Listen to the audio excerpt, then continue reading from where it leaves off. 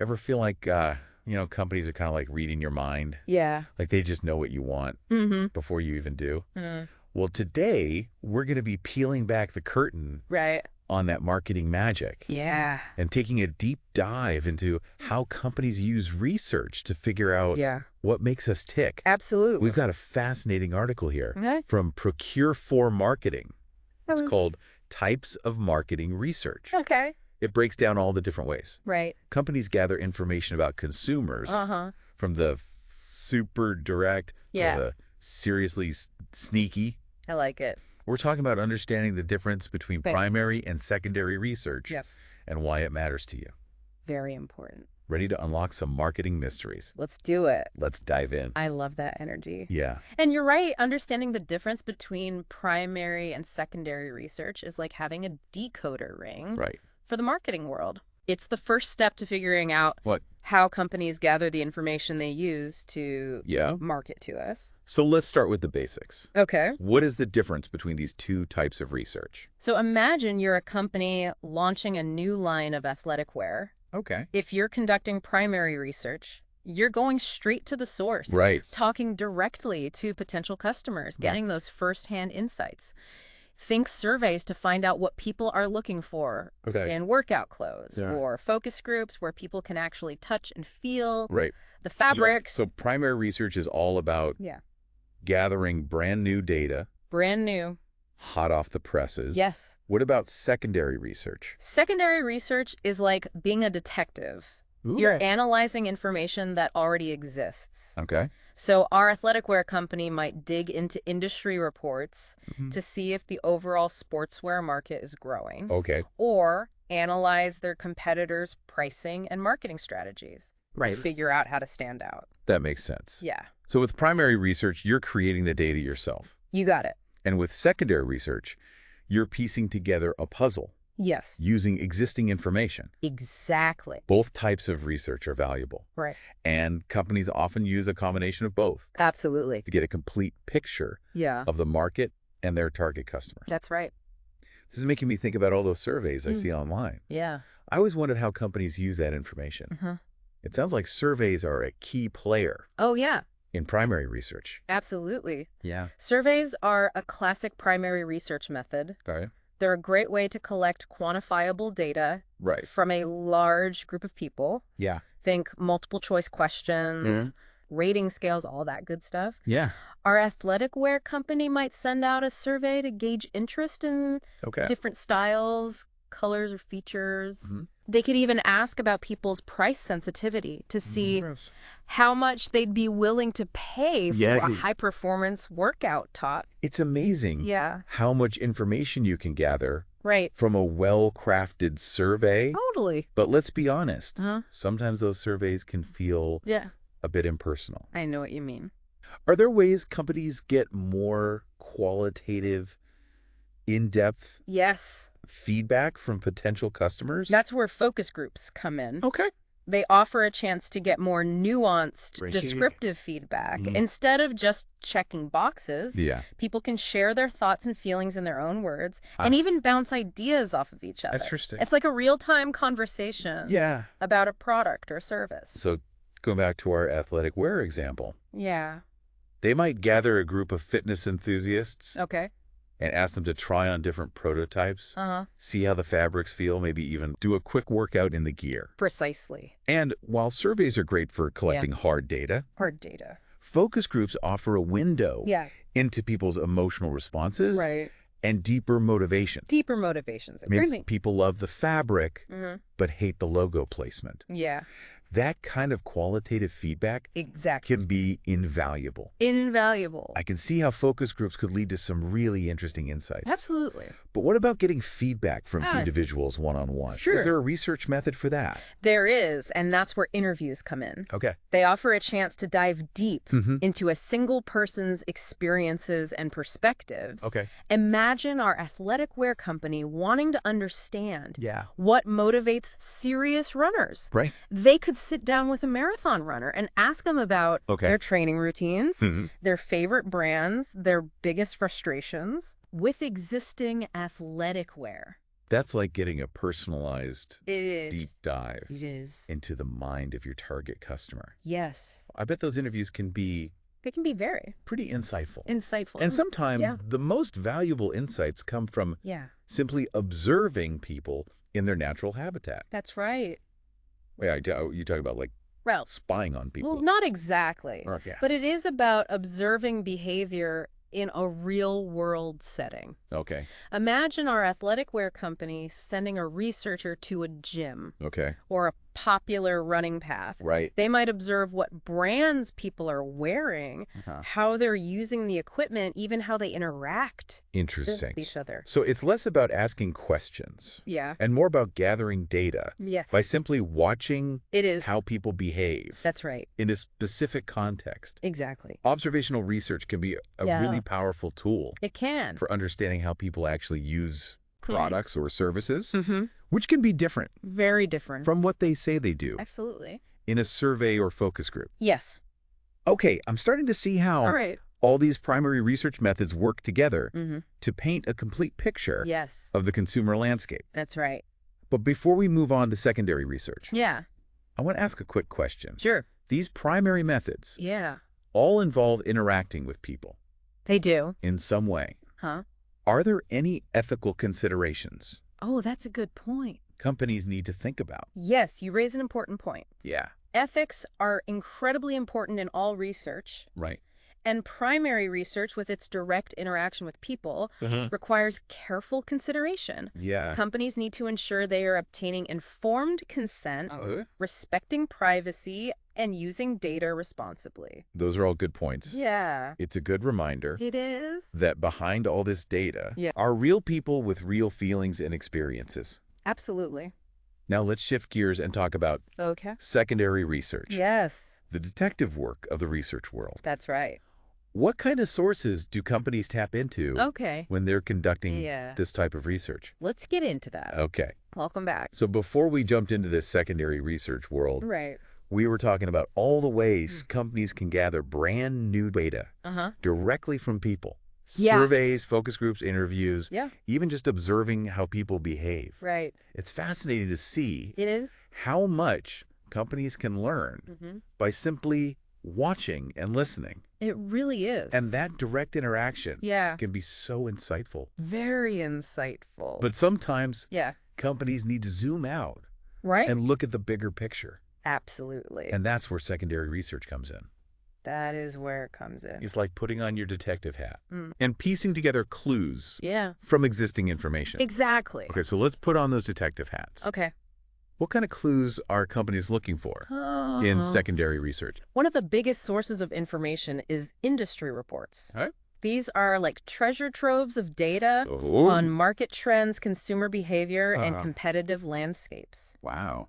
Imagine our athletic wear company wants to know Okay. if the demand for sustainable activewear Right. is just a fad or a real shift Yeah. in consumer values. Interesting. An industry report could tell them Okay. how much the sustainable apparel market has grown in Right. recent years, Uh-huh. what percentage of consumers are actively seeking out Right. eco-friendly options, Yeah. and what the future projections look like Wow. for this segment of the market. That's a gold mine of information. It is. It sounds like industry reports can help companies make strategic Yeah. decisions about everything from product development to marketing campaigns. Absolutely. And industry reports aren't just helpful for No. big companies. Right. They can be incredibly valuable Yeah, for small businesses and entrepreneurs as well. totally. So if I was thinking of opening a small Okay. boutique fitness studio, Mm-hmm.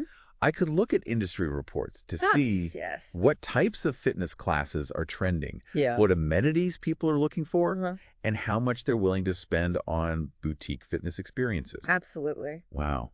Industry reports can give you a sense of the competitive landscape, Okay. help you identify potential opportunities, Right. and even inform your business plan. See how powerful Yeah. this kind of research can be, Ah, even for someone just starting out. for sure.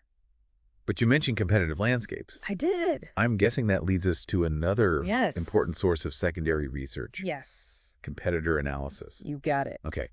This is where companies get up close and personal with their rivals. They analyze their competitors' products, Okay. pricing, marketing strategies, Right. even their customer reviews and social media presence. Wow. They really do go deep. They do. It's all about understanding their strengths and weaknesses Right. and figuring out how to position themselves strategically Right. within the market. So going back to our athletic wear company, Okay. they might look at how other brands are using sustainable materials. Yes. What kind of messaging they're using in their marketing, and even what kind of influencers they're partnering with Exactly. on social media. And this intel can be invaluable. I bet. Maybe they discover that most of their competitors are focusing on high-performance athletic wear, but neglecting the yoga and Pilates crowd. Right. That could be their opportunity to carve out a niche Interesting. and target a specific segment of the market. This is starting to feel like a game of chess. I know, right? You need to study your opponent's moves You do. to figure out your own strategy for success. That's right. But industry reports and competitor analysis Yes. both focus on the business world. They do. Are there any sources of secondary research Oh, yes. that come from, say, the academic world? There absolutely are. Okay. And you might be surprised Yeah. how much valuable information Okay. is buried in academic journals and research papers. Interesting. Imagine our athletic wear company wants to understand the psychology behind why people buy sustainable products. Okay. They might dig into academic research Right. on consumer behavior, environmental psychology, or even the ethics of fashion. So academic research can provide It can. a deeper understanding of the why Exactly. behind consumer behavior. Yes. It's one thing to know that people are buying sustainable activewear, Yeah. but it's another thing to understand the motivations and values driving those choices. And academic research can be particularly helpful It can. when companies are venturing into uncharted territory. Yes. Let's say our athletic wear company wants to launch a new line Okay. of clothing made from recycled ocean plastic. Interesting. They could look at academic research on consumer perceptions of ocean pollution, attitudes towards recycled materials, Okay. and willingness to pay a premium Right. for products with an environmental story. That makes sense. It's like they're tapping into a whole other level of understanding Right. about consumer psychology and the broader social context that shapes our choices. Exactly. And the beauty of secondary research is that it's often publicly available. Really? You don't need a huge budget Okay. to access industry reports, competitor data, or academic journals. Well, I could do that research myself. You could. There are tons of free resources online. Cool. And many libraries offer access to subscription databases as well. I love that. It's like democratizing It is. access to information. Absolutely. Anyone can become an armchair researcher You can. and delve into these sources to gain a deeper understanding of the market consumer behavior or even just a topic they're personally interested in. Absolutely. And the more you understand Right. about how companies gather and use data, the more informed you become as a consumer, an entrepreneur, or even just a citizen navigating the world around you. Now, this is making me rethink something. Okay. We started this episode talking about how companies are reading our minds, figuring out what we want before we even do. Right. But it sounds like with a little bit of research, we can turn the tables You can. and start reading their minds. I love that way of looking at it. Yeah. It's about leveling the playing field Uh-huh. and empowering ourselves with knowledge. Yeah. So if we understand the types of research Right. companies are using, Yeah. we can actually anticipate their moves, You can. see through their marketing tactics, and even make more informed choices Absolutely. about what we buy, where we shop, and how we spend our money. It's about taking control Yeah. of the narrative Right. and becoming more conscious consumers. This is starting to feel less like a deep dive Okay. into research Uh-huh. and more like a deep dive into self-empowerment. Well, knowledge is power, right? Yeah. And the more we understand about how the world works, Mm-hmm. the more agency we have to shape it. Speaking of shaping the world, Yes. I'm curious about something. Okay. We've talked a lot about how companies use research to understand consumers. Uh-huh. But can consumers actually use research to influence companies? That is a fantastic question. Yeah. And it leads us to a really important conversation. Okay. About the power of consumer feedback. Right. And how it can shape the marketplace. Okay. I'm ready to have that conversation. Let's do it. Welcome back to the deep dive. So before the break, we were talking about, how understanding marketing research can actually empower us as consumers. It really is. It's not just about being savvy to marketing tricks, but about realizing we have a voice. Absolutely, we do. In the process. It's a total shift in perspective from feeling like a target to realizing we actually have influence. Right. And, companies are constantly trying to figure out what we want. Right. And that means our feedback is valuable. Okay, so how do we make our voices heard? How do we use this knowledge of marketing research to actually influence the products and services companies offer? First off, never underestimate the power of a simple review. Really? Leaving detailed reviews online, whether it's for a product, a restaurant, or even a service. Right. Sends a direct message to companies. Okay. They are listening. They are. Especially to patterns and feedback. Okay. If everyone's complaining about the same thing, you better believe they're paying attention. So it's not just venting online. No. It's about being specific. Right. And constructive with our feedback. Constructive, yes. This coffee maker is terrible. Right. Isn't as helpful as the carafe leaks, which is a design flaw. Yeah. But I love the fast brewing time. Exactly. And don't forget social media. Oh, right, yeah. Companies are constantly monitoring their mentions, hashtags, and even what's being said about their competitors. Wow. Engaging in those conversations, thoughtfully sharing your experiences, and even suggesting improvements can catch their eye. This makes me think about those times I've messaged a company directly on social media about an issue. Right. Sometimes they're super responsive. Yes. Offering solutions or even taking my feedback to their product team. That's exactly the kind of direct engagement that can make a difference. It can. And if you really want to get involved, many companies have online communities or forums where they actively solicit feedback. Okay. These are gold mines for sharing your thoughts on existing products, suggesting new features, or even participating in beta testing. It's like we're becoming citizen researchers. I love that. Helping companies shape their products and services based on real-world experiences. Exactly. And don't forget the power of the collective. Okay. If you see a pattern of complaints about a product or a company's practices, chances are you're not alone. Yeah. Joining online communities, signing petitions, or even participating in boycotts can send a powerful message that forces companies to listen. So it's about using our collective voice to demand better products, more ethical practices, and greater transparency. Transparency, absolutely. And the companies we support. It is. And remember, all of this comes back to understanding the research process. When we know how companies gather and analyze data, we can provide feedback that's relevant, specific, and actionable. So instead of just saying, I don't like this product, we can say, I don't like this product because the design is clunky and doesn't align with what your focus group said they wanted. Exactly. In terms of ease of use. It's about speaking their language. Wow. Understanding their priorities and framing our feedback in a way that resonates with their research goals. This is so empowering. It is. We're not just passive consumers. No. We're active participants. We are active participants. In shaping the marketplace. And that's what's so exciting about this whole conversation. We're not just learning about marketing research, we're learning how to use it to create a more responsive, ethical, and consumer-centric marketplace. This has been such an incredible deep dive. It has. We've gone from feeling like those companies were reading our minds to realizing we actually have the power to influence theirs. Absolutely we do. It's all about understanding the game. Yes. And then playing it strategically. You got it. And who knows, maybe some of our listeners will be inspired to become citizen researchers themselves. I hope so. Contributing to the development of products and services that truly meet our needs and reflect our values. The more informed and engaged we are as consumers, the better the marketplace becomes for everyone. Thanks for joining us on this journey. And remember, thanks for listening. The next time you see a product you love, hate, or think could be improved.